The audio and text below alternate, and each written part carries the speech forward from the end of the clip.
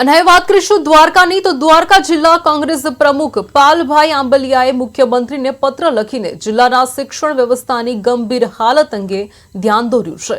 પત્રમાં તેમણે આક્ષેપ કર્યો છે કે જિલ્લામાં 3150ના મહેકમ સાથે કહી શકાય કે 1550 શિક્ષકોની ઘટ છે। અંદાજે 1300 જગ્યાઓ ખાલી છે અને 250 થી વધુ શિક્ષકોની બદલી થઈ ગઈ છે। હાલ સેવામાં રહેલા 1600માંથી 800 શિક્ષકોને શિક્ષણ સિવાયના વિવિધ સરકારી કામમાં લગાવવામાં આવ્યા છે।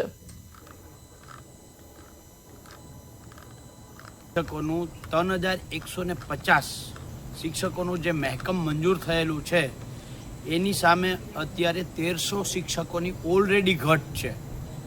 250 શિક્ષકો જિલ્લા બદલી ફેર થઈ અને જવાની તૈયારીમાં છે, ત્યારે 3150 શિક્ષકોની સામે 1550 શિક્ષકોની ઘટ ઊભી થવાની હોય।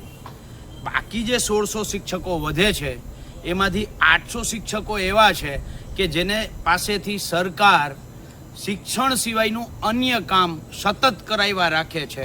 એટલે દ્વારકા જિલ્લામાં 3150 શિક્ષકોની સામે માત્ર 800 શિક્ષકો જ ભણાવવાનું કામ કરે છે।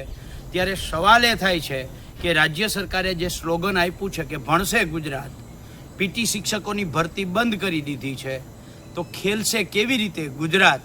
આ પ્રશ્ન સાથે આજે મુખ્યમંત્રીશ્રીને કાગળ લખી અને માંગ કરી છે કે દ્વારકા જિલ્લામાં તાત્કાલિક કાયમી ભરતી કરવામાં આવે। જો કાયમી ભરતી કરવાને વાર લાગે એમ હોય તો અત્યારે તાત્કાલિક ધોરણે સ્પેશિયલ શિક્ષકોની ભરતી કરી જે વિદ્યાર્થીઓનું શિક્ષણ બગડે છે, શિક્ષકોનું 3150 શિક્ષકોનું જે મહેકમ મંજૂર થયેલું છે એની સામે અત્યારે 1300 શિક્ષકોની ઓલરેડી ઘટ છે।